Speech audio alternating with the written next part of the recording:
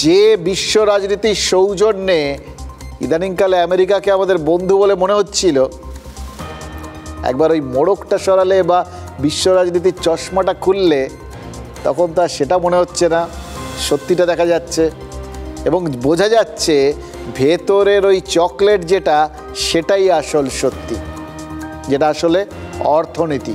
সেটার জন্যই সবাই দৌড়চ্ছে এবং সেখানে কিন্তু কেউ কারোর বন্ধু না।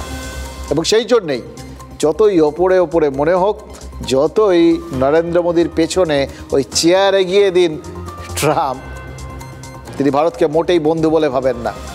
ট্রাম্পের আমেরিকা এই মুহূর্তে ভারতকে প্রতিপক্ষ বলেই ভাবছে। দেখুন, এটা শুনলে অনেকেই ভাবতে পারে এটা কি বলছি, বিষয়টা তো তাই।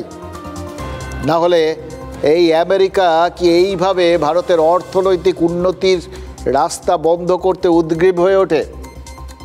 খেয়াল করে দেখুন তো গত কদিন ধরে ট্রাম্প কি বলছিলেন। তিনি বলছিলেন তিনি নাকি ভারত আর পাকিস্তানকে সংঘর্ষ বিরতি মানতে বাধ্য করেছেন, যুদ্ধ করে সময় নষ্ট না করে ব্যবসায় মন দিতে বলেছেন। তাহলে তার কাছে ব্যবসাটাই আসল।